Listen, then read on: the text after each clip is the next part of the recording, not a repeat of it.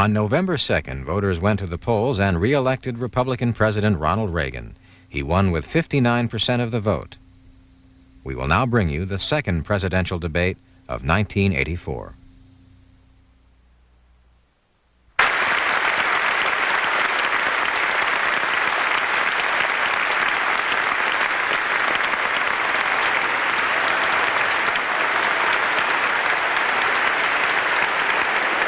Good evening.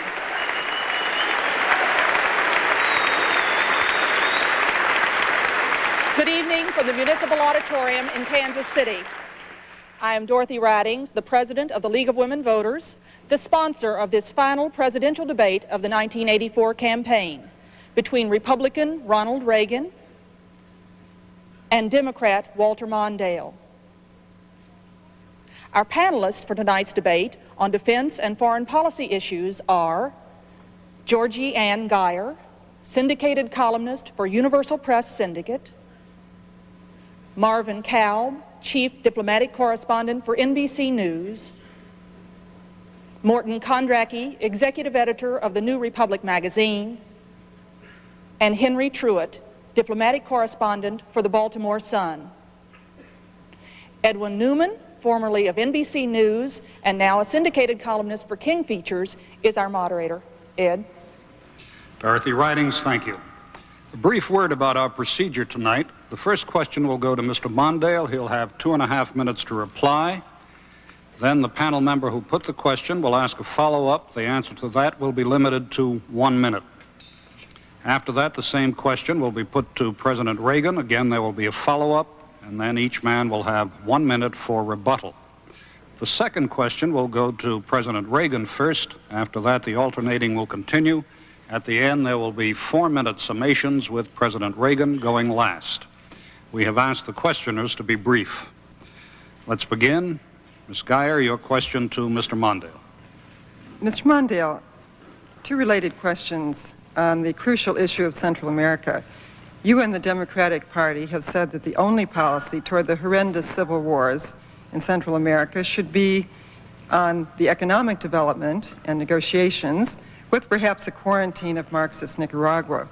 Do you believe that these answers would in any way solve the bitter conflicts there? Do you really believe that there is no need to resort to force at all? Are not these solutions to Central Americans' gnawing problems simply, again, too weak and too late? I believe that the question oversimplifies the difficulties of what we must do in Central America. Our objectives ought to be to strengthen the democracies, to stop communist and other extremist influences, and stabilize the community in that area. To do that, we need a three-pronged attack. One is military assistance to our friends who are being pressured.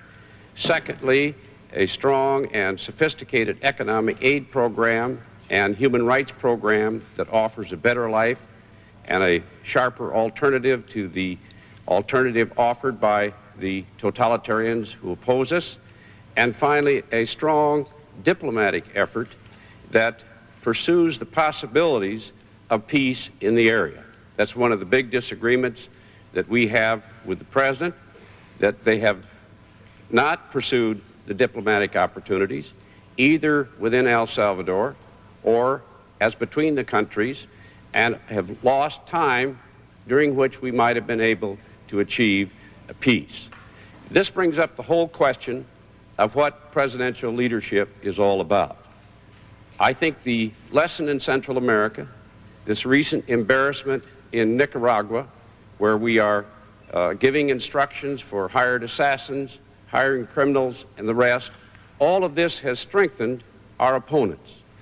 A president must not only assure that we're tough, but we must also be wise and smart in the exercise of that power. We saw the same thing in Lebanon, where we spent a good deal of America's assets, but because the leadership of this government did not pursue wise policies, we have been humiliated and our opponents are stronger. The bottom line of national strength is that the president must be in command. He must lead. And when a president doesn't know that submarine missiles are recallable, says that 70% of our strategic forces are conventional, discovers 3 years into his administration that our arms control efforts have failed because he didn't know that most Soviet missiles were on land. These are things a president must know to command. A president is called the commander-in-chief, and he's called that because he's supposed to be in charge of the facts and run our government and strengthen our nation. Mr. Mondale, if I could broaden the question just a little bit. Since World War II, every conflict that we as Americans have been involved with has been in non-conventional or irregular terms, and yet we keep fighting in conventional or traditional military terms. The Central American wars are very much in the same pattern as China, as Lebanon, as Iran, as Cuba in the early days. Do you see any possibility that we are going to realize the change in warfare in our time or react to it in those terms? We absolutely must, which is why I responded to your first question the way I did. It's much more complex. You must understand the region. You must understand the politics of the area. You must provide a strong alternative, and you must show strength and all at the same time. That's why I object to the covert action in Nicaragua. That's a classic example of a strategy that's embarrassed us, strengthened our opposition, and undermined the moral authority of our people and our country in the region. Strength requires knowledge, command. We've seen in the Nicaraguan example a policy that has actually hurt us, strengthened our opposition, and undermined the moral authority of our country in that region. Mr. President, in the last few months, it has seemed more and more that your policies in Central America were beginning to work. Yet just at this moment, we are confronted with the extraordinary story of a CIA guerrilla manual for the anti-Sandinista Contras, whom we are backing, which advocates not only assassinations of Sandinistas, but the hiring of criminals to assassinate the guerrillas we are supporting in order to create martyrs. Is this not, in effect, our own state-supported terrorism? No, and I'm glad you asked that question because I know it's on many people's minds. I have ordered an investigation. I know that the CIA is already going forward with one. We have a gentleman down in Nicaragua who is on contract to the CIA advising supposedly on military tactics, the Contras. And he drew up this manual. It was turned over to the agency head of the CIA in Nicaragua to be printed. And a number of pages were excised by that agency head there, the man in charge. And he sent it on up here to CIA where more pages were excised before it was printed. But some way or other, there were 12 of the original copies that got out down there and were not submitted for this printing process by the CIA. Now, those are the details as we have them. And as soon as we have an investigation and find out where any blame lies for the few that did not get excised or changed, we certainly are going to do something about that. We'll take the proper action at the proper time. I was very interested to hear about Central America and our process down there, and I thought for a moment that instead of a debate, I was going to find Mr. Mondale in complete agreement with what we're doing, because the plan that he has outlined is the one we've been following for quite some time, including diplomatic processes throughout Central America and working closely with the Contadora group. So I can only tell you about the manual that we're not in the habit of assigning guilt before there has been proper evidence produced and proof of that guilt. But if guilt is established, whoever is guilty, we will treat with that situation then, and they will be removed. Well, Mr. President, you are implying then that the CIA in Nicaragua is directing the Contras there. I'd also like to ask whether having the CIA investigate its own manual in such a sensitive area is not sort of like sending the fox into the chicken coop a second time. I'm afraid I misspoke when I said a CIA head in Nicaragua. There's not someone there directing all of this activity. There are, as you know, CIA men stationed in other countries in the world, and certainly in Central America. And so it was a man down there in that area that this was delivered to. And he recognized that what was in that manual was direct contravention of my own executive order in December of 1981, that we would have nothing to do with regard to political assassinations. Mr. Mondale, your rebuttal. What is a president charged with doing when he takes his oath of office? He raises his right hand and takes an oath of office to take care to faithfully execute the laws of the land. The president can't know everything, but a president has to know those things that are essential to his leadership and the enforcement of our laws. This manual, several thousands of which were produced, was distributed ordering political assassinations, hiring of criminals, and other forms of terrorism. Some of it was excised, but the part dealing with political terrorism was continued. How can this happen? How can something this serious occur in an administration and have a president of the United States in a situation like this say he didn't know? A president must know these things. I don't know which is worse, not knowing or knowing and not stopping it. And what about the mining of the harbors in Nicaragua, which violated international law? This has hurt this country, and a president's supposed to command. Mr. President, your rebuttal. Yes, I have so many things there to respond to. I'm going to pick out something you said earlier. You've been all over the country repeating something that I will admit the press has also been repeating, that I believed that nuclear missiles could be fired and then called back. I never ever conceived of such a thing. I never said any such thing. In a discussion of our strategic arms negotiations, I said that submarines carrying missiles and airplanes carrying missiles were more conventional type weapons, not as destabilizing as the land-based missiles, and that they were also weapons that, or carriers, that if they were sent out and there was a change, you could call them back before they had launched their missiles. But I hope that from here on, you will no longer be saying that particular thing, which is absolutely false. How anyone could think that any sane person would believe you could call back a nuclear missile, I think is as ridiculous as the whole concept has been. So thank you for giving me a chance to straighten the record. I'm sure that you'll appreciate that. Mr. Kalb, Mr. Kalb, your question to President Reagan. Mr. President, you have often described the Soviet Union as a powerful, evil empire intent on world domination, but this year you have said, and I quote, "If they want to keep their Mickey Mouse system, that's okay with me." Which is it, Mr. President? Do you want to contain them within their present borders and perhaps try to reestablish détente, or what goes for détente, or do you really want to roll back their empire?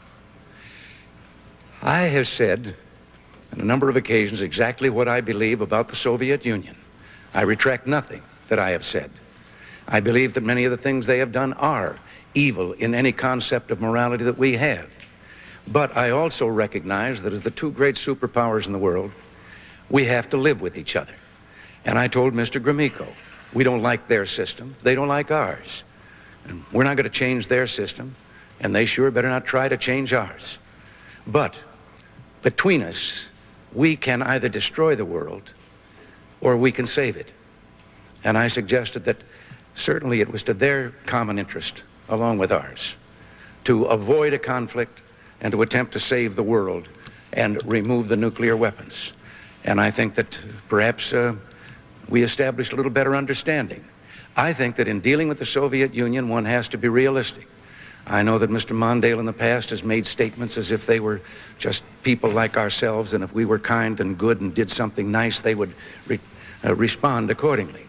And the result was unilateral disarmament. We canceled the B-1 under the previous administration. What did we get for it? Nothing.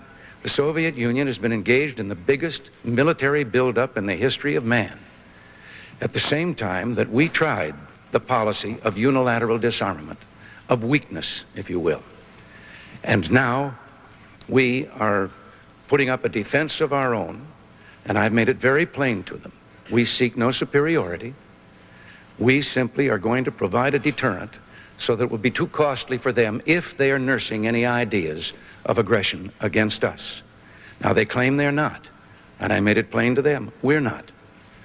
But there's been no change in my attitude at all. I just thought when I came into office it was time that there was some realistic talk to and about the Soviet Union. And we did get their attention.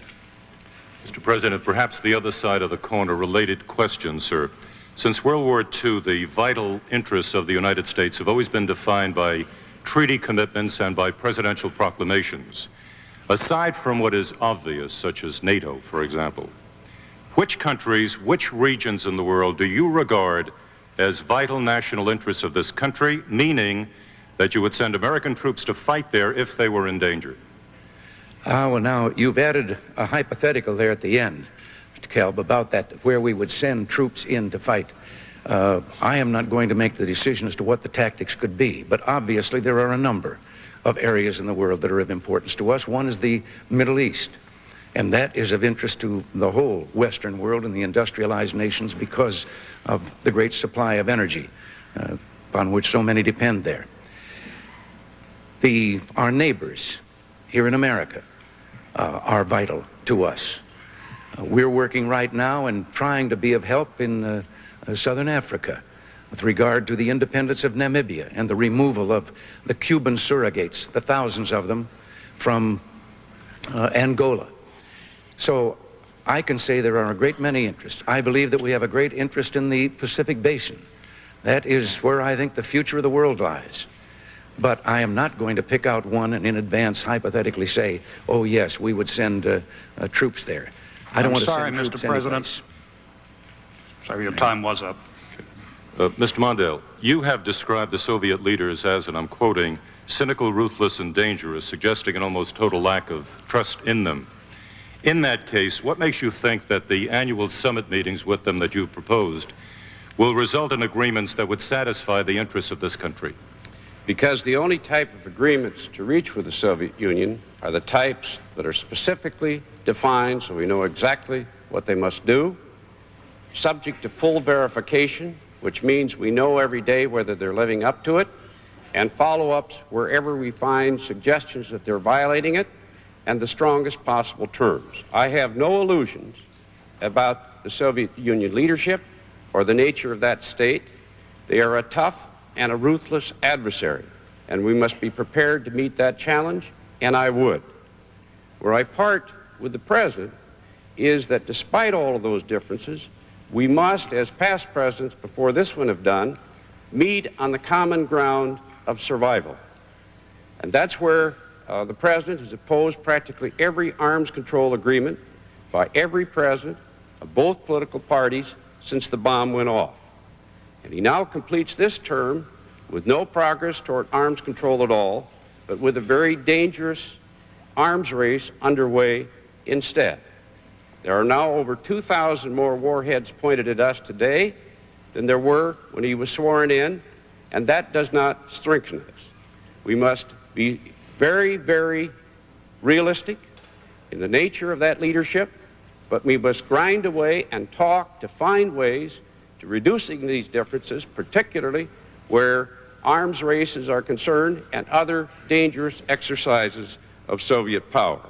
There will be no unilateral disarmament under my administration. I will keep this nation strong. I understand exactly what the Soviets are up to, but that too is a part of national strength. To do that, a president must know what is essential to command and to leadership and to strength. And that's where the president's failure to master, in my opinion, the essential elements of arms control has cost us dearly. These 4 years, 3 years into this administration, he said he just discovered that most Soviet missiles are on land, and that's why his proposal didn't work. I invite the American people tomorrow, because I will issue the statement, quoting President Reagan. He said exactly what I said he said. He said that these missiles were less dangerous than ballistic missiles because you could fire them and you could recall them if you decided there had been a miscalculation. I'm sorry, a president must know those things.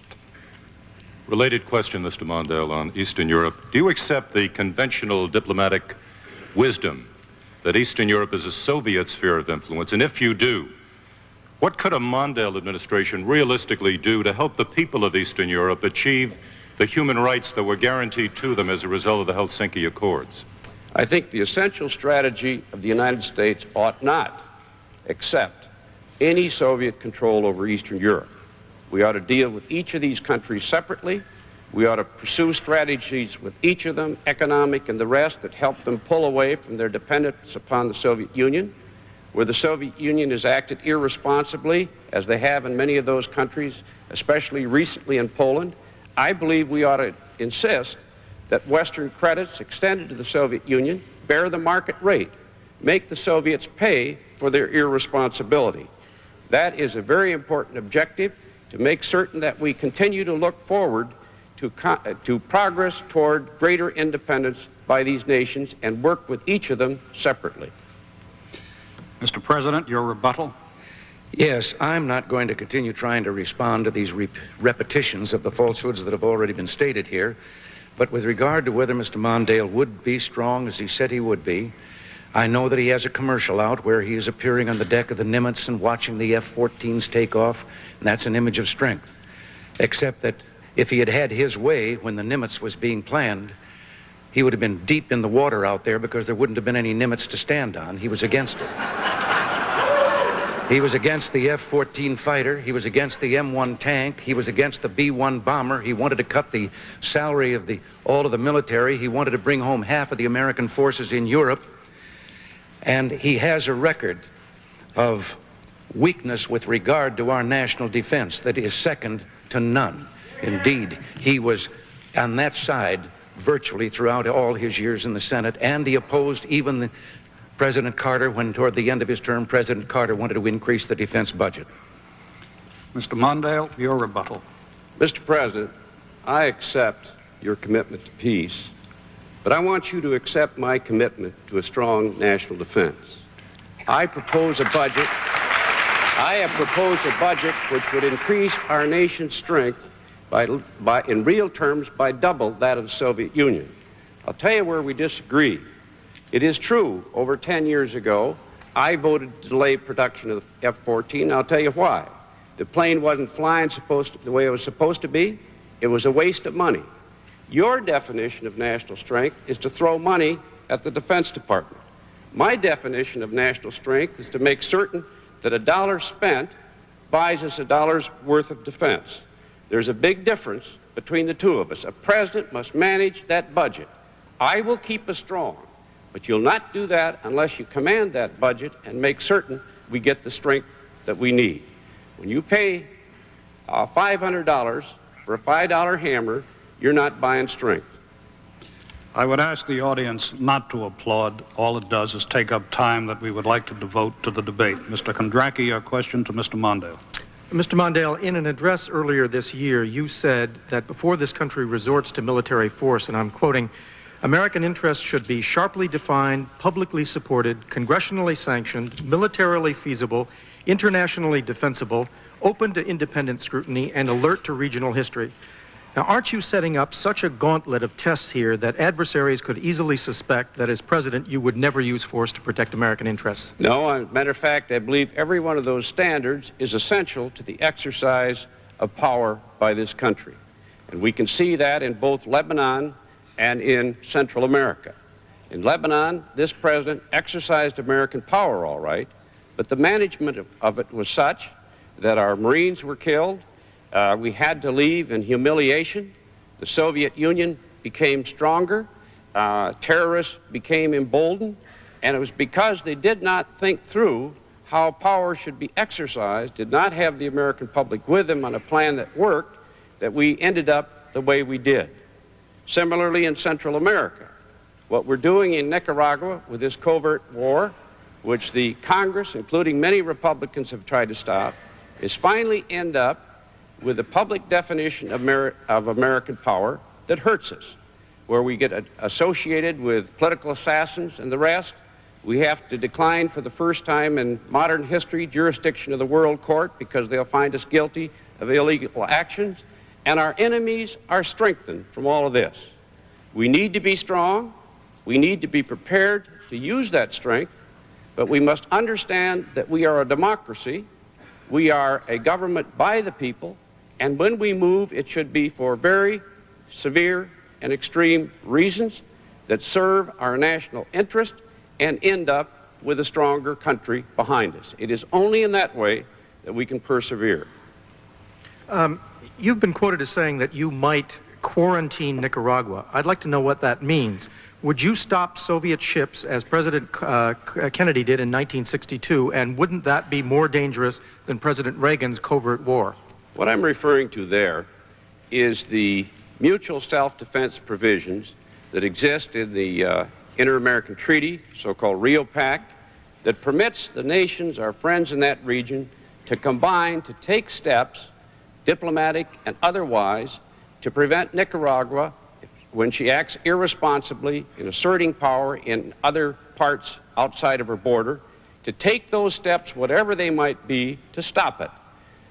The Nicaraguans must know that it is the policy of our government that that leadership must stay behind the boundaries of their nation, not interfere in other nations. And by working with all of the nations in the region, unlike the policies of this administration, and unlike the President said they have not supported negotiations in that region, we will be much stronger because we'll have the moral authority that goes with those efforts. President Reagan, you introduced U.S. forces into Lebanon as neutral peacekeepers, but then you made them combatants on the side of the Lebanese government. Eventually, you were forced to withdraw them under fire, and now Syria, a Soviet ally, is dominant in the country. Doesn't Lebanon represent a major failure on the part of your administration and raise serious questions about your capacity as a foreign policy strategist and as commander-in-chief? No, Morton, I don't agree to all of those things. First of all, when we and our allies, the Italians, the French, and the United Kingdom went into Lebanon, we went in there at the request of what was left of the Lebanese government to be a stabilizing force while they tried to establish a government. But the first time we went in at their request because the war was going on right in Beirut between Israel and the PLO terrorists. Israel could not be blamed for that. Those terrorists had been violating their northern border consistently, and Israel chased them all the way to there. Then we went in with a multinational force to help remove, and did remove, more than 13,000 of those terrorists from Lebanon. We departed, and then the government of Lebanon asked us back in as a stabilizing force while they established a government and sought to get the foreign forces all the way out of Lebanon, and that they could then take care of their own borders. And we were succeeding. We were there for the better part of a year. Our position happened to be at the airport. Oh, there were occasional snipings and sometimes some artillery fire. But we did not engage in conflict that was out of line with our mission. I will never send troops anywhere on a mission of that kind without telling them that if somebody shoots at them, they can darn well shoot back. And this is what we did. We never initiated any kind of action. We defended ourselves there. But we were succeeding to the point that the Lebanese government had been organized. If you will remember, there were the meetings in Geneva in which they began to meet with the hostile factional forces and try to put together some kind of a peace plan. We were succeeding, and that was why the terrorist acts began. There are forces there, and that includes Syria in my mind, who don't want us to succeed, who don't want that kind of a peace with a dominant Lebanon dominant over its own territory. And so the terrorist acts began and led to the one great tragedy when they were killed in that suicide bombing of the building. Then the multilateral force withdrew for only one reason. We withdrew because we were no longer able to carry out the mission for which we had been sent in. But we went in the interest of peace and to keep Israel and Syria from getting into the sixth war between them. And I have no apologies for our going on a peace mission. Mr. President, 4 years ago, you criticized President Carter for ignoring ample warnings that our diplomats in Iran might be taken hostage. Haven't you done exactly the same thing in Lebanon, not once, but 3 times, with 300 Americans not hostages but dead? And you vowed swift retaliation against terrorists, but doesn't our lack of response suggest that you're just bluffing? Morton, no.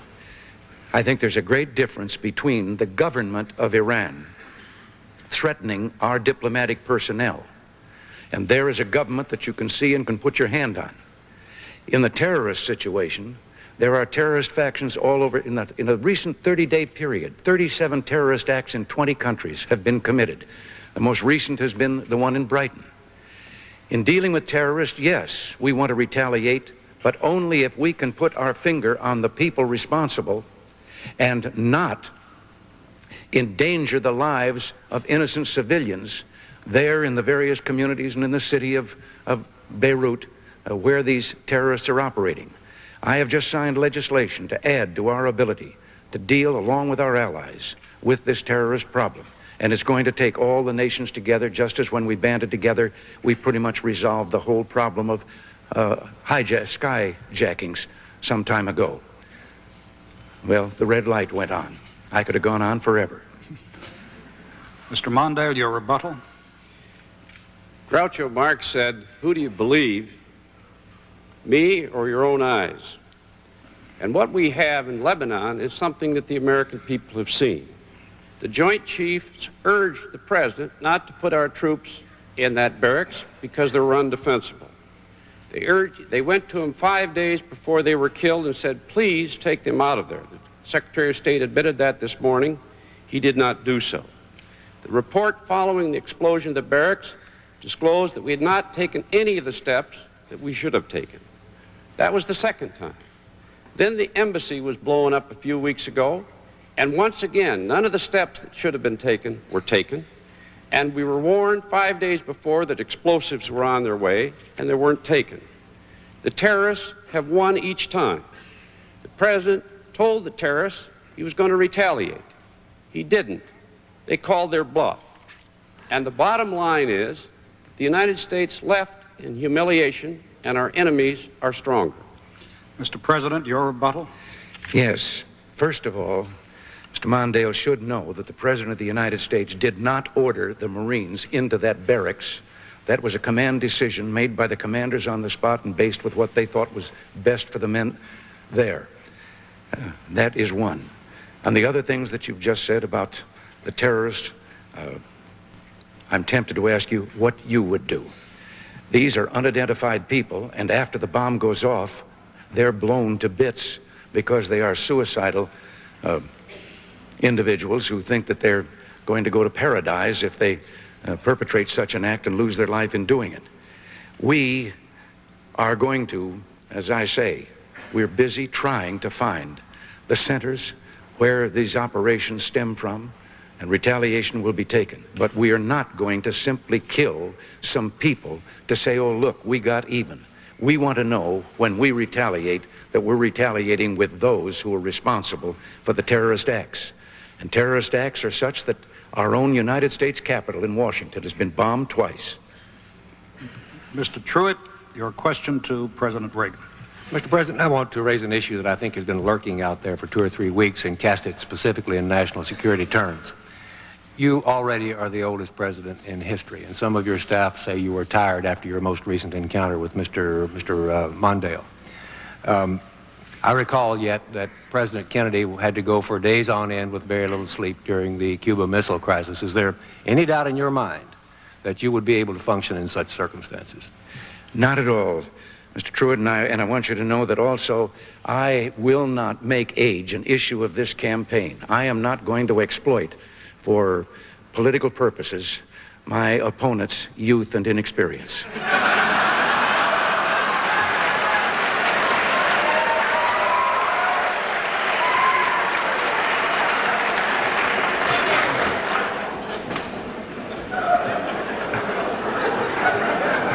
If I still have time, I might add, Mr. Truitt, I might add that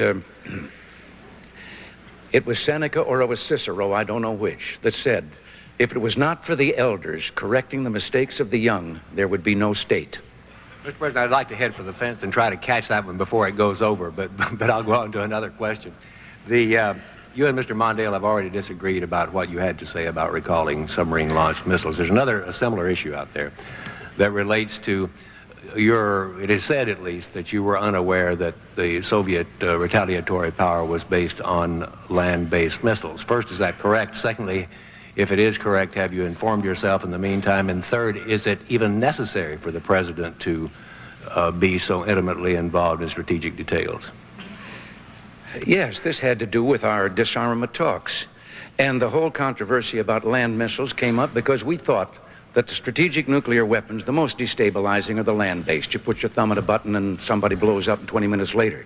So we thought that it would be simpler to negotiate first with those, and then we made it plain, a second phase, take up the submarine-launched, the airborne missiles. The Soviet Union, to our surprise, and not just mine, made it plain when we brought this up that they placed, they thought, a greater reliance on the land-based missiles, and therefore they wanted to take up all three, and we agreed. We said, all right, if that's what you want to do. But it was a surprise to us because they outnumbered us 64 to 36 in submarines and 20% more bombers capable of carrying nuclear missiles than we had. So why should we believe that they had placed that much more reliance on land-based? But even after we gave in and said, all right, let's discuss it all, they walked away from the table. We didn't. Mr. Mondale, I'm going to hang in there. Should the president's age and stamina be an issue in the political campaign? No, and I have not made it an issue, nor should it be. What's at issue here is the president's application of his authority to understand what a president must know to lead this nation, secure our defense, and make the decisions and the judgments that are necessary. A minute ago, the president quoted Cicero, I believe. I want to quote somebody a little closer at home, Harry Truman. He said, the buck stops here. We just heard the president's answer for the problems at the barracks in Lebanon where 241 Marines were killed. What happened? First, the Joint Chiefs of Staff went to the president and said, don't put those troops there. They did it. And then 5 days before the troops were killed, they went back to the president through the Secretary of Defense and said, please, Mr. President, take those troops out of there because we can't defend them. They didn't do it. And we know what happened. After that, once again, our embassy was exploded. This is the fourth time this has happened, an identical attack in the same region, despite warnings, even public warnings from the terrorists. Who's in charge? Who's handling this matter? That's my main point. Now, on arms control, we're completing 4 years. This is the first administration since the bomb went off that made no progress. We have an arms race underway instead. A president has to lead his government or it won't be done. Different people with different views fight with each other. For 3.5 years, this administration avoided arms control, resisted tabling arms control proposals that had any hope of agreeing, rebuked their negotiator in 1981 when he came close to an agreement, at least in principle, on medium-range weapons. And we have this arms race underway, and a recent book that just came out by perhaps the nation's most respected author in this field, Strobe Talbot, called Deadly Gambit, concludes that this president has failed to master the essential details needed to command and lead us, both in terms of security, in terms of arms control. That's why they call the president a commander-in-chief. Good intentions, I grant, but it takes more than that. You must be tough and smart. This question of leadership keeps arising in different forms in this discussion already. And the president, Mr. Mondale, has called you whining and vacillating, among the more charitable phrases, weak, I believe. It is a question of leadership, and he has made the point that you have not repudiated some of the diplomatic activity of the Reverend Jackson, particularly in Central America. Did you approve of his diplomatic activity, and are you prepared to repudiate him now? I read his statement the other day. I don't admire Fidel Castro at all, and I have said that.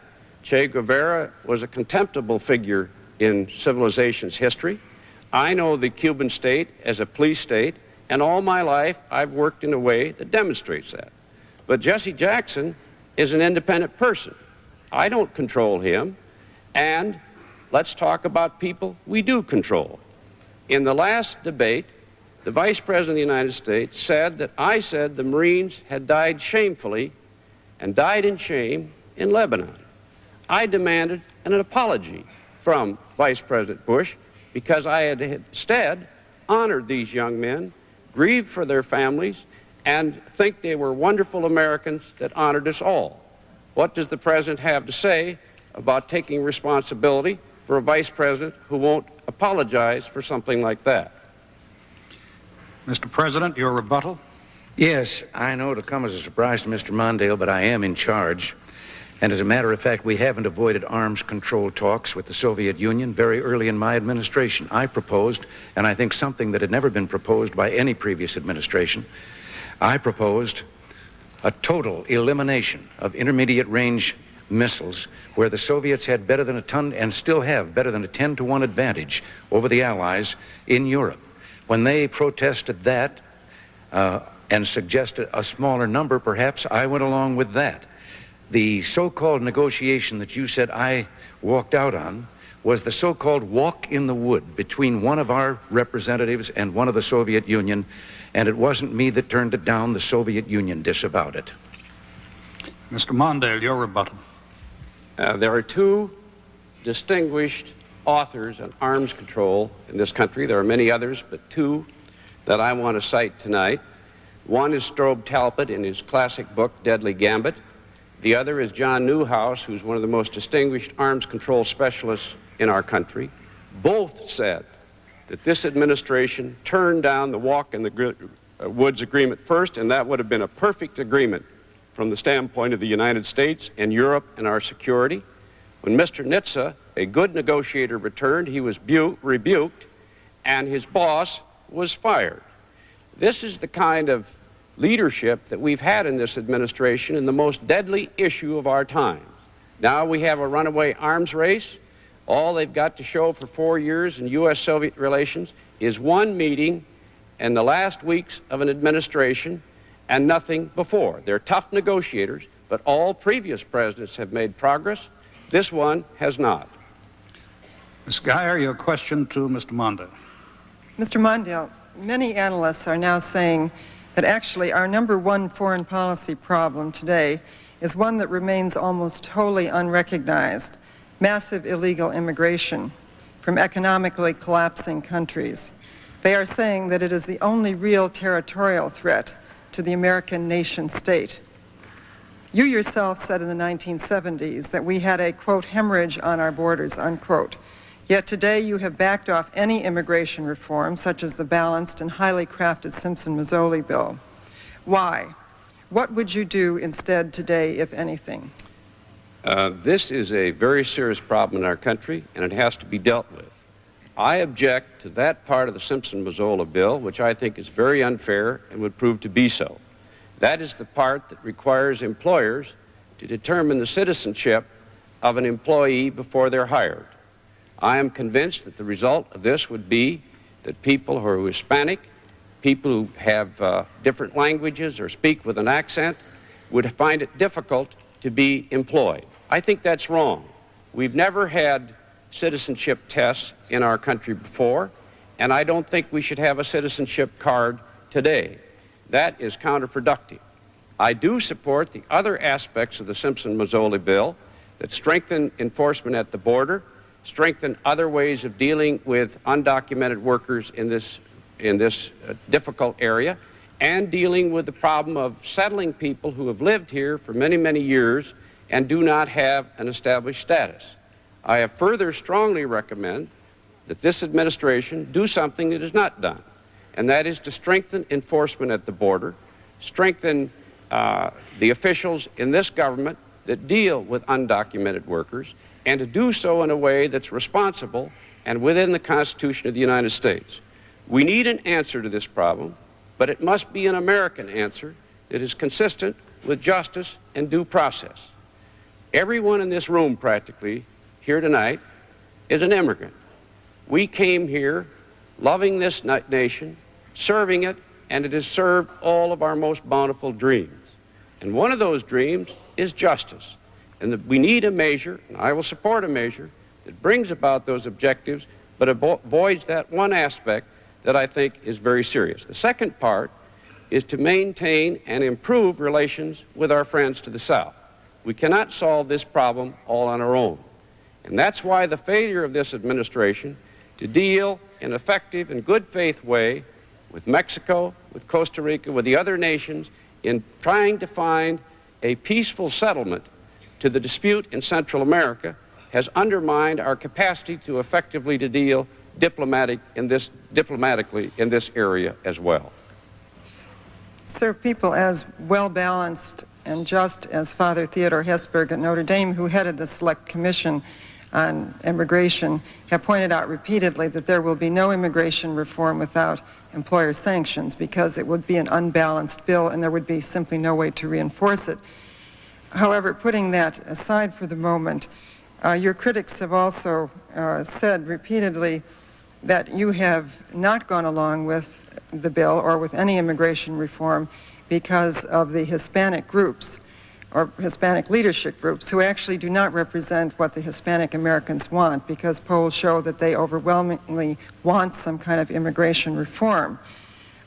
Can you say, or how can you justify your position on this, and how do you respond to the criticism that this is another, or that this is an example of your flip-flopping and giving in to special interest groups at the expense of the American nation?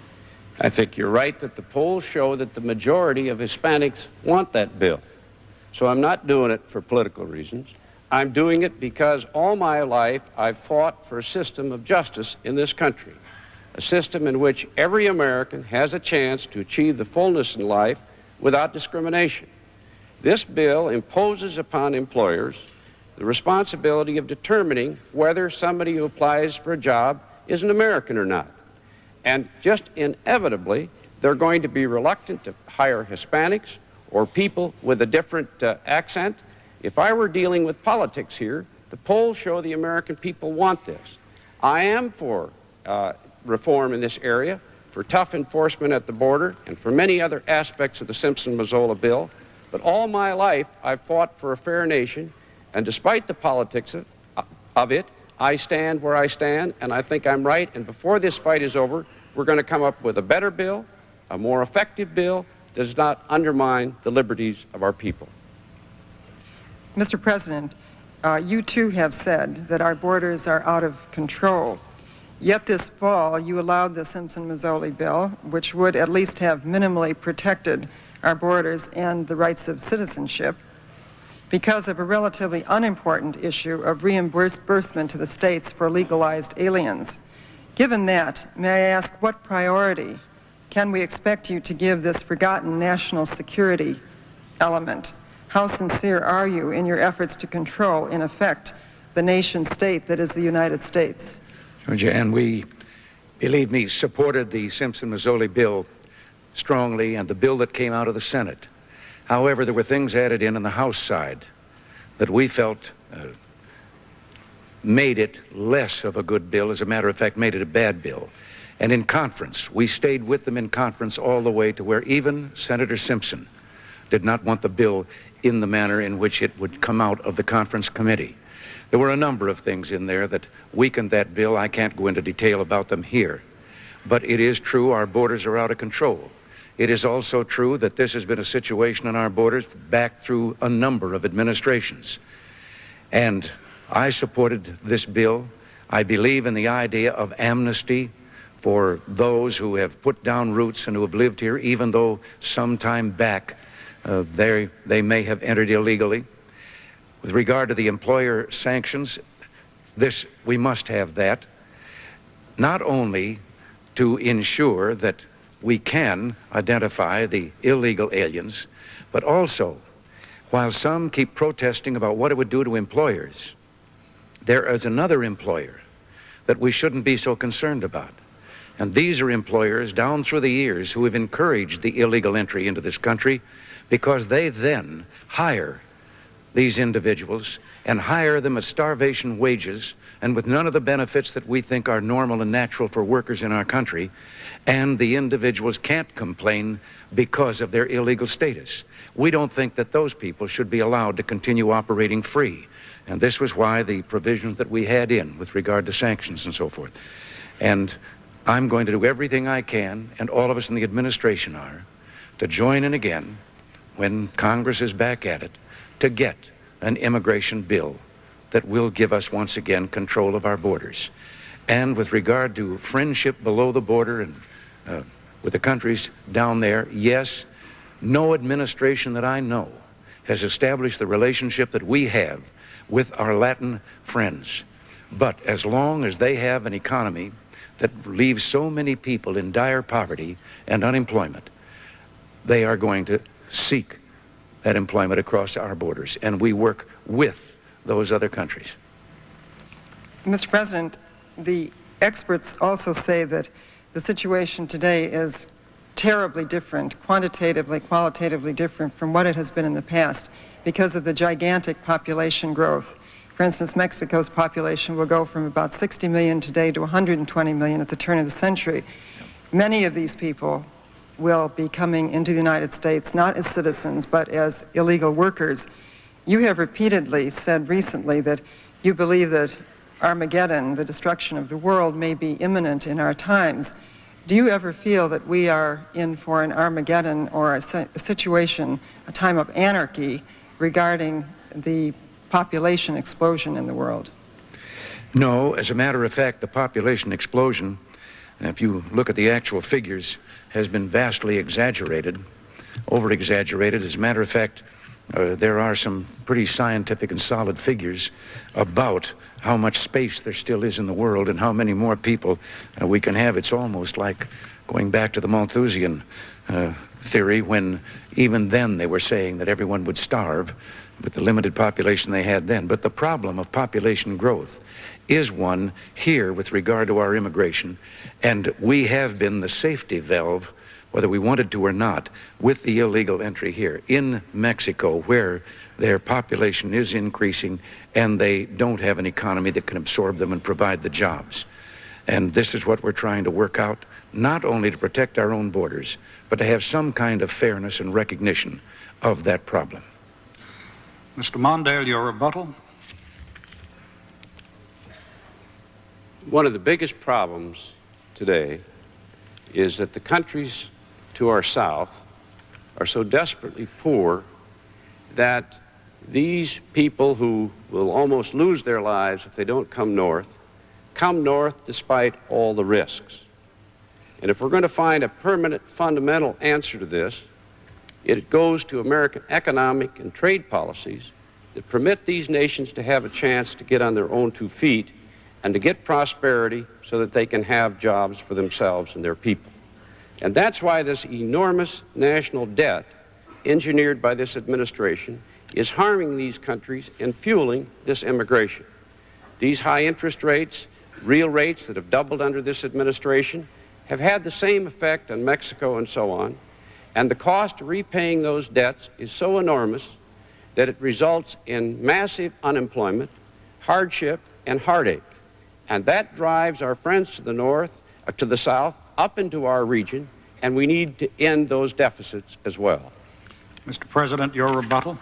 Well, my rebuttal is I've heard the national debt blamed for a lot of things, but not for illegal immigration across our border, and it has nothing to do with it. But with regard to these high interest rates, too, at least give us the recognition of the fact that when you left office, Mr. Mondale, they were 21.5, the prime rate. It's now 12.25, and I predict it'll be coming down a little more shortly. So we're trying to undo some of the things that your administration did. Mr. Applause, please. Mr. Kalb, your question to President Reagan. Mr. President, I'd like to pick up this Armageddon theme. You've been quoted as saying that you do believe deep down that we are heading for some kind of biblical Armageddon.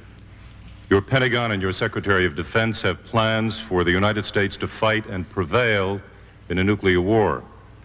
Do you feel that we are now heading perhaps for some kind of nuclear Armageddon?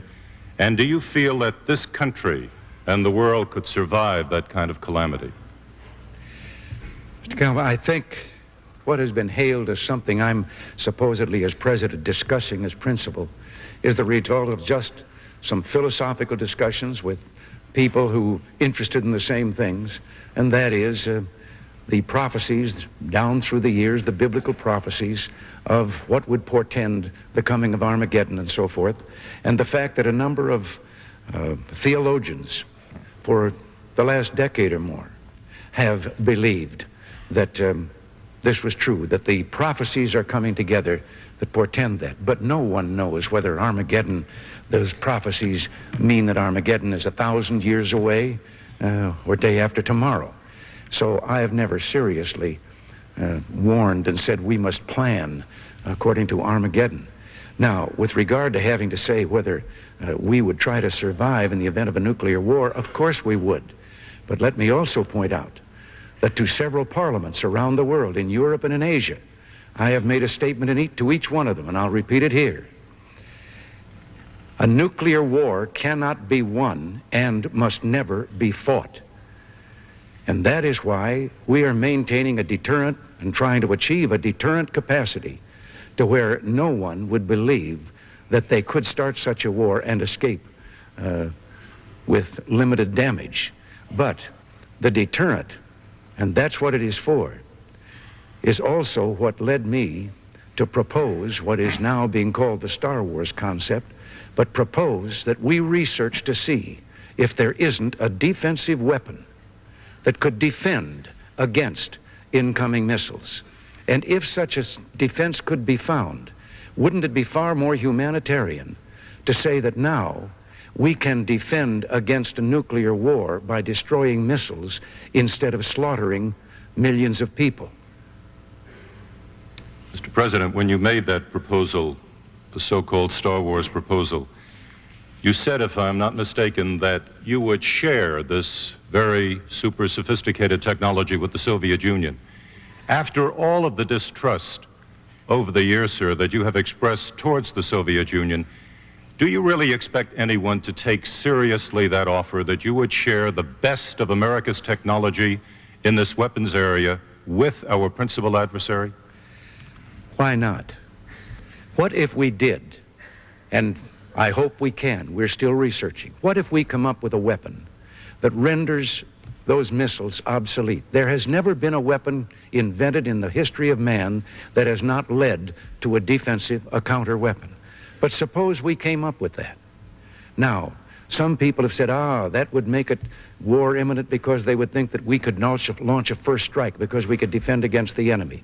But why not do what I have offered to do and ask the Soviet Union to do? Say, look, here's what we can do. We'll even give it to you. Now, will you sit down with us and once and for all get rid, all of us, of these nuclear weapons and free mankind from that threat? I think that would be the greatest use of a defensive weapon.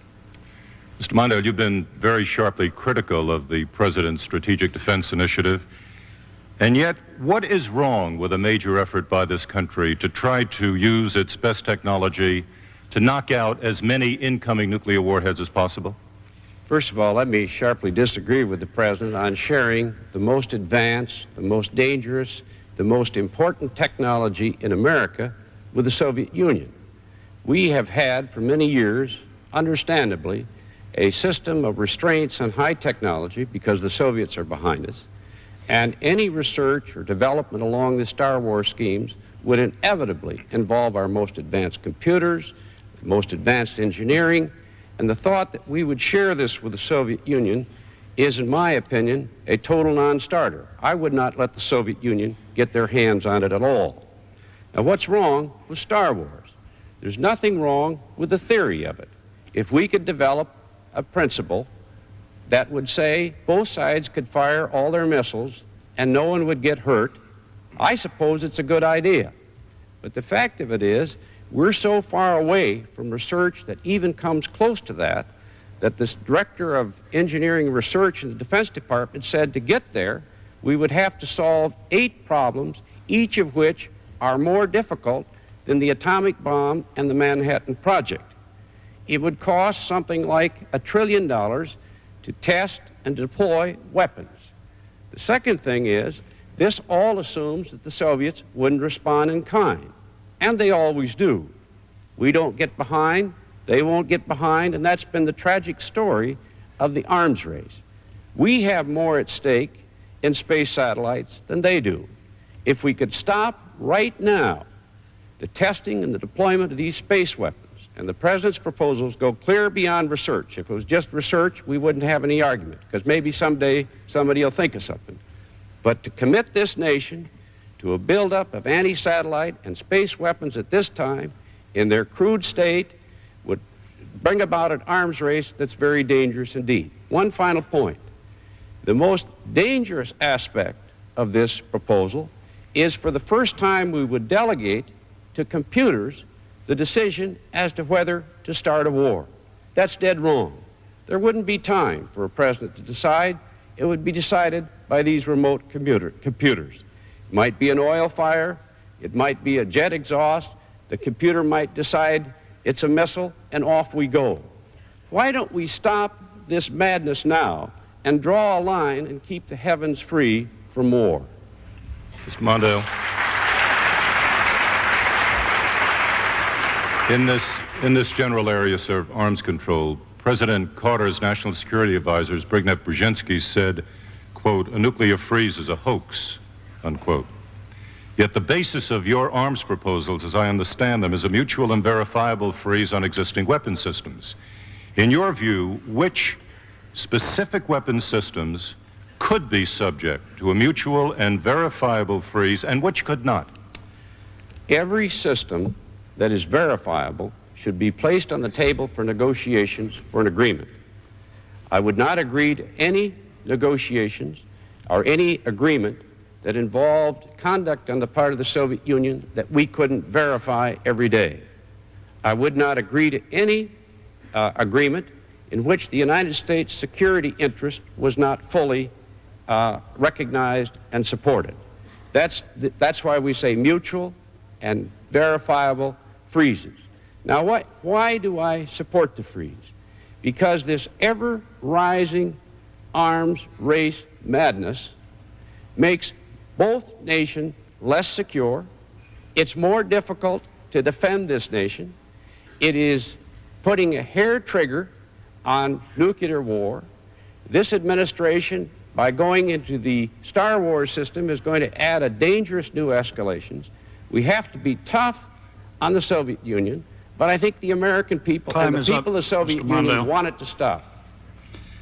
President Reagan, your rebuttal. Yes, my rebuttal once again is that this invention that has just been created here of how I would go about rolling over for the Soviet Union, no, Mr. Mondale, my idea would be with that defensive weapon that we would sit down with them and then say, now, are you willing to join us? Here's what we can give them a demonstration. And then say, here's what we can do. Now, if you're willing to join us in getting rid of all the nuclear weapons in the world, then we'll give you this one so that we would both know that no one can cheat, that we've both got something that if anyone tries to cheat. But when you keep Star Warring it, I never suggested where the weapon should be or what kind. I'm not a scientist.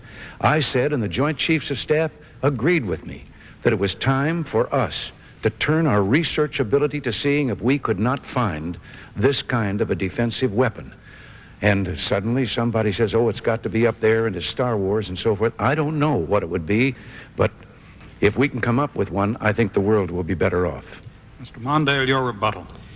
Well, that's what a president's supposed to know, where those weapons are going to be. If they're space weapons, I assume they'll be in space. If they're anti-satellite weapons, I assume they're going to be made armed against anti-satellites. Now, this is the most dangerous technology that we possess. The Soviets try to spy on us, steal this stuff, and to give them technology of this kind, I disagree with. You haven't just accepted research, Mr. President. You've set up a strategic defense initiative, an agency. You're beginning to test. You're talking about deploying. You're asking for a budget of some $30 billion for this purpose. This is an arms escalation, and we will be better off, far better off, if we stop right now, because we have more to lose in space than they do. If someday somebody comes along with an answer, that's something else, but that there would be an answer in our lifetime is unimaginable. Why do we start things that we know the Soviets will match, and make us all less secure. That's what a president's for. Mr. Kondracki, your question to Mr. Mondale. Mr. Mondale, you say that with respect to the Soviet Union, you want to negotiate a mutual nuclear freeze, yet you would unilaterally give up the MX missile and the B-1 bomber before the talks have even begun, and you have announced in advance that reaching an agreement with the Soviets is the most important thing in the world to you. Now, aren't you giving away half the store before you even sit down to talk? No, as a matter of fact, we have a vast range of technology and weaponry right now that provides all the bargaining chips that we need. And I support the air-launched cruise missile, the ground-launched cruise missile, the Pershing missile, the Trident submarine, the D-5 submarine, the stealth technology, the Midget Man. We have a whole range of technology. Why I disagree with the MX is that it's a sitting duck. It'll draw an attack. It puts a hair trigger, and it is a dangerous destabilizing weapon. And the B-1 is similarly to be opposed, because for 15 years the Soviet Union has been preparing to meet the B-1. The Secretary of Defense himself said it would be a suicide mission if it were built. Instead, I want to build the Midget Man, which is mobile and thus less vulnerable, contributing to stability, and a weapon that will give us security and contribute to an incentive for arms control. That's why I'm for stealth technology, to build a stealth bomber, which I've supported for years, that can penetrate the Soviet air defense system without any hope that they can perceive where it is because their radar system is frustrated. In other words, a president has to make choices. This makes us stronger. The final point is that we can use this money that we save on these weapons to spend on things that we really need. Our conventional strength in Europe is under strength. We need to strengthen that in order to assure our Western allies of our presence there, a strong defense, but also to diminish and reduce the likelihood of a commencement of a war and the use of nuclear weapons. It's in this way, by making wise choices, that we're stronger. We enhance the chances of arms control. Every president until this one has been able to do it, and this nation, or the world, is more dangerous as a result. I want to follow up on Mr. Kalb's question. It seems to me on the question of verifiability that you do have some problems with the extent of the freeze. It seems to me, for example, that testing would be very difficult to verify because the Soviets encode their telemetry. Research would be impossible to verify. Numbers of warheads would be impossible to verify by satellite except with on-site inspection. And production of any weapon would be impossible to verify. Now, in view of that, what is going to be frozen? I will not agree to any arms control agreement, including a freeze, that's not verifiable. Let's take your warhead principle. The warhead principle, they've been counting rules for years. Whenever a weapon is tested, we count the number of warheads on it, and whenever that warhead is used, we count that number of warheads, whether they have that number or less on it or not. These are standard rules. I will not agree to any production restrictions or agreements unless we have the ability to verify those agreements. I don't trust the Russians. I believe that every agreement we reach must be verifiable, and I will not agree to anything that we cannot tell every day. In other words, we've got to be tough, but in order to stop this arms madness, we've got to push ahead with tough negotiations that are verifiable so that we know the Soviets are agreeing and living up to their agreement. Mr. President, I want to ask you a question about negotiating with friends. You severely criticized President Carter for helping to undermine two friendly dictators who got into trouble with their own people, the Shah of Iran and President Somoza of Nicaragua. Now there are other such leaders heading for trouble, including President Pinochet of Chile and President Marcos of the Philippines. What should you do and what can you do to prevent the Philippines from becoming another Nicaragua? Morton, I did criticize the president because of our undercutting of what was a stalwart ally, the Shah of Iran. And I am not at all convinced that he was that far out of line with his people, or that they wanted that to happen. The Shah had done our bidding and carried our load in the Middle East for quite some time. And I did think that it was a blot on our record that we let him down. Have things gotten better? The Shah, whatever he might have done, was building low-cost housing, had taken land away from the mullahs and was distributing it to the peasants so they could be landowners, things of that kind. But we turned it over to a maniacal fanatic who has slaughtered thousands and thousands of people, calling it executions. The matter of Somoza, no, I never defended Somoza. And as a matter of fact, the previous administration stood by, and so did I. Not that I could have done anything in my position at that time, but for this revolution to take place. And the promise of the revolution was democracy, human rights, free labor unions, free press. And then, just as Castro had done in Cuba, the Sandinistas ousted the other parties to the revolution. Many of them are now the Contras. They exiled some, they jailed some, they murdered some. And they installed a Marxist-Leninist totalitarian government. And what I have to say about this is, many times, and this has to do with the Philippines also, I know there are things there in the Philippines that do not look good to us from the standpoint right now of democratic rights. But what is the alternative? It is a large communist movement to take over the Philippines. They have been our friend for since their inception as a nation. And I think that we've had enough of a record of letting, under the guise of revolution, someone that we thought was a little more right than we would be, letting that person go and then winding up with totalitarianism, pure and simple, as the alternative.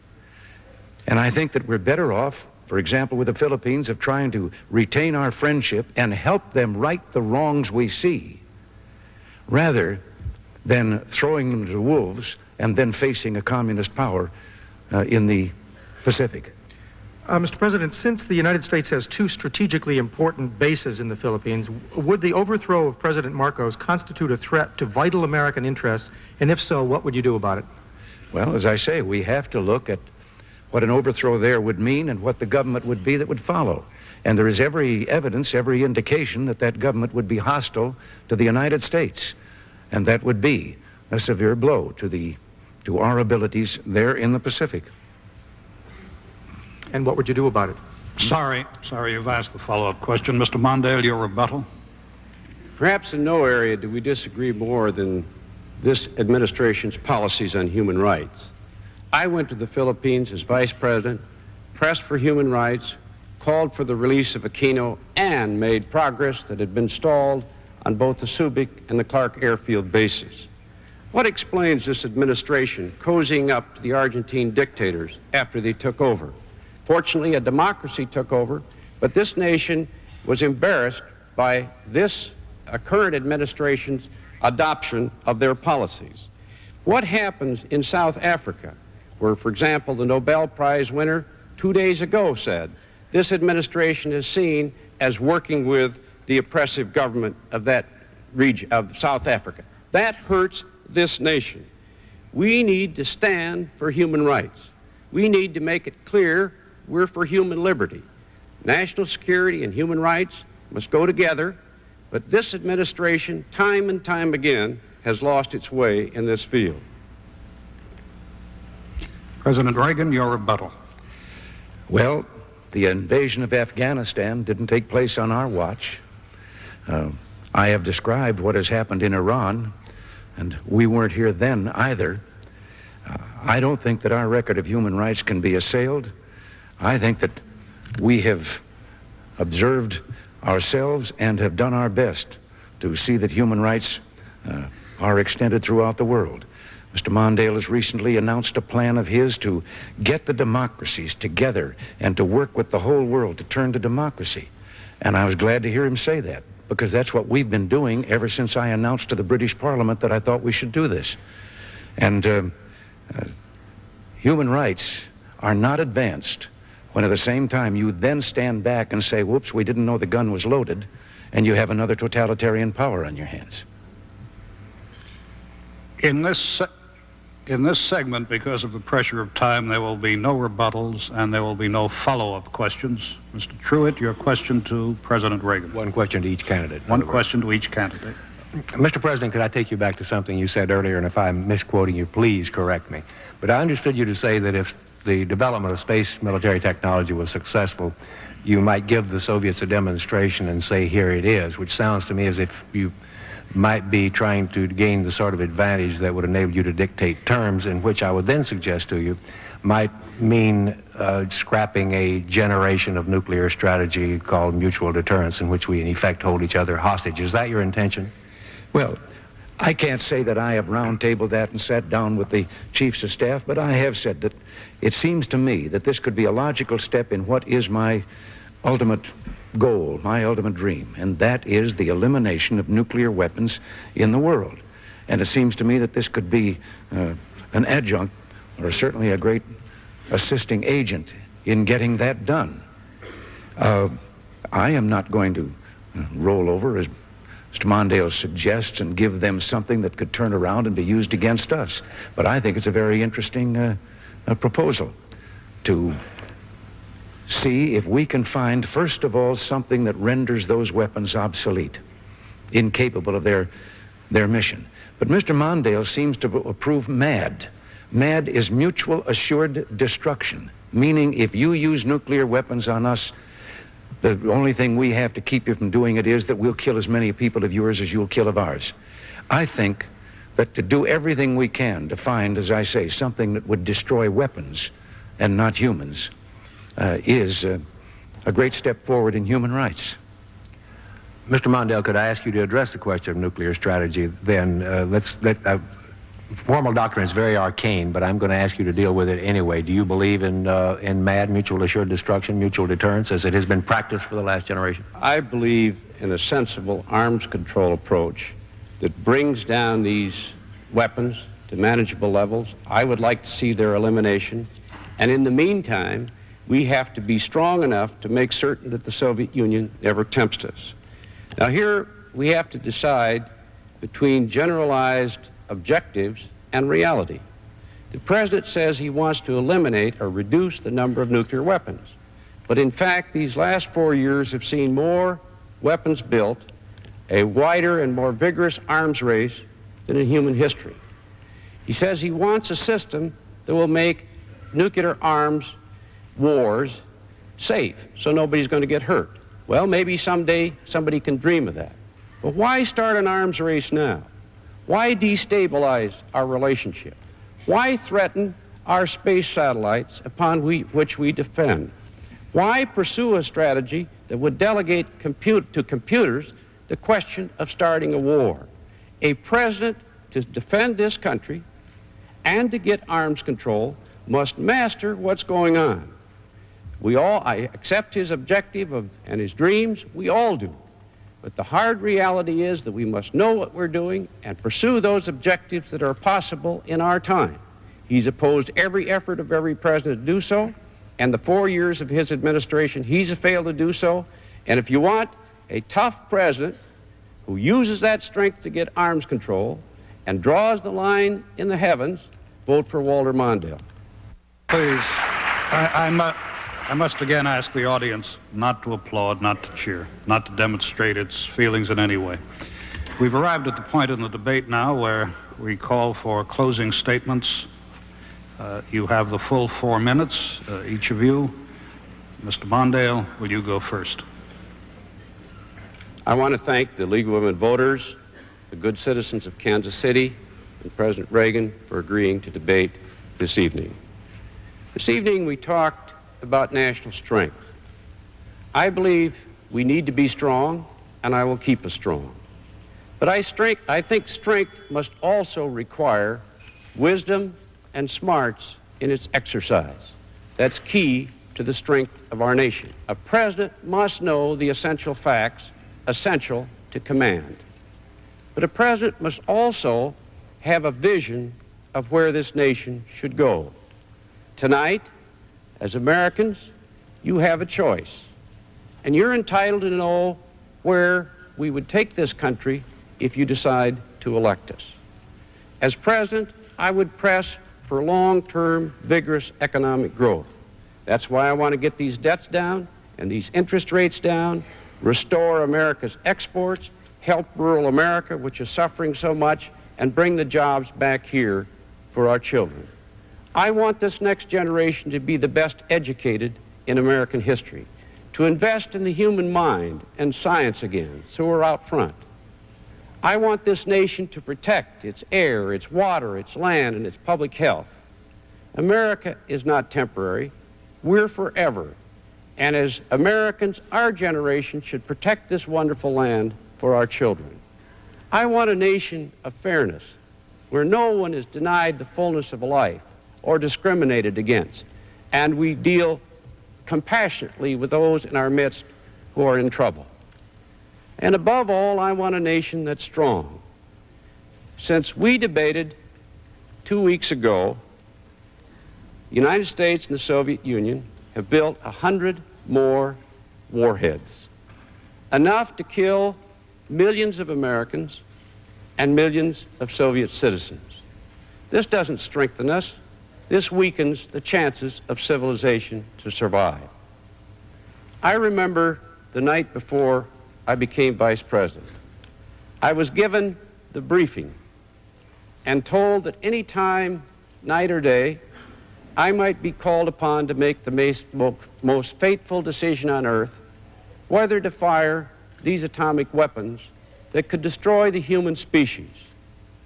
That lesson tells us two things.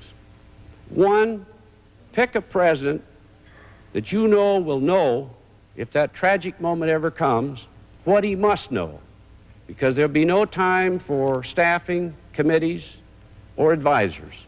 A president must know right then. But above all, pick a president who will fight to avoid the day when that god-awful decision ever needs to be made. And that's why this election is so terribly important.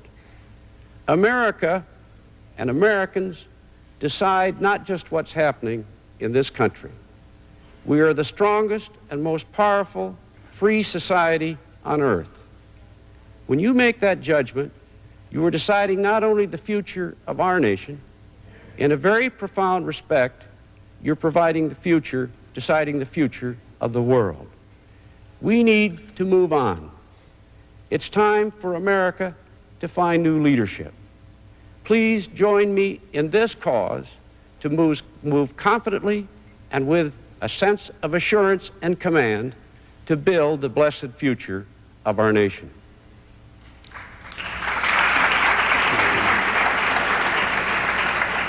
President Reagan, your summation, please. Yes, my thanks to the League of Women Voters, to the panelists, the moderator, and to the people of Kansas City for their warm hospitality and greeting. I think the American people tonight have much to be grateful for. An economic recovery that has become expansion, freedom, and most of all, we are at peace. I am grateful for the chance to reaffirm my commitment to reduce nuclear weapons and one day to eliminate them entirely. The question before you comes down to this. Do you want to see America return to the policies of weakness of the last 4 years? Or do we want to go forward, marching together as a nation of strength and that's going to continue to be strong? We shouldn't be dwelling on the past or even the present. The meaning of this election is the future, and whether we're going to grow and provide the jobs and the opportunities for all Americans and that they need. Several years ago, I was given an assignment to write a letter. It was to go into a time capsule and would be read in 100 years when that time capsule was opened. I remember driving down the California coast. One day my mind was full of what I was going to put in that letter about the problems and the issues that confront us in our time and what we did about them. But I couldn't completely neglect the beauty around me, the Pacific out there on one side of the highway shining in the sunlight, the mountains of the coast range rising on the other side. And I found myself wondering what it would be like for someone, wondering if someone 100 years from now would be driving down that highway and if they would see the same thing. And with that thought, I realized what a job I had with that letter. I would be writing a letter to people who know everything there is to know about us. We know nothing about them. They would know all about our problems. They would know how we solved them and whether our solution was beneficial to them down through the years or whether it hurt them. They would also know that we lived in a world with terrible weapons, nuclear weapons of terrible destructive power, aimed at each other, capable of crossing the ocean in a matter of minutes and destroying civilization as we knew it. And then I thought to myself, what are they going to say about us? What are those people 100 years from now going to think? They will know whether we used those weapons or not. Well, what they will say about us 100 years from now depends on how we keep our rendezvous with destiny. Will we do the things that we know must be done and know that one day, down in history, 100 years or perhaps before, someone will say, thank God for those people back in the 1980s, for preserving our freedom, for saving for us this blessed planet called Earth with all its grandeur and its beauty. You know, I am grateful to all of you for giving me the opportunity to serve you for these 4 years, and I seek re-election because I want more than anything else to try to complete the new beginning that we charted 4 years ago. George Bush, who I think is one of the finest vice presidents this country has ever had, George Bush and I have crisscrossed the country, and we've had in these last few months a wonderful experience. We have met young America. We have met your sons and daughters. Mr. President, I am obliged to cut you off there under the rules of the debate. I'm sorry. All right. I was just going to... Okay.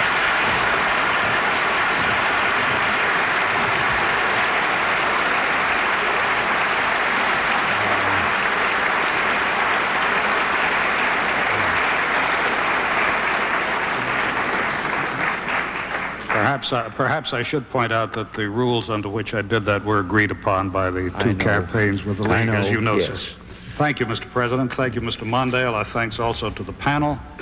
Finally, to our audience, we thank you, and the League of Women Voters asks me to say to you, don't forget to vote on November 6th.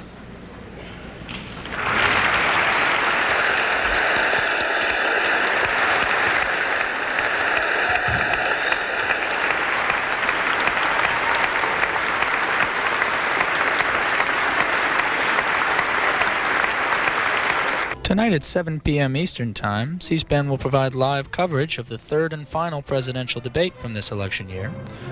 That debate is in East Lansing, Michigan. And following the debate, we'll open up our phone lines to get reactions from our viewers. And you can see the debate a second time in its entirety beginning at 9:30 p.m. Eastern Time, 6:30 p.m. on the West Coast.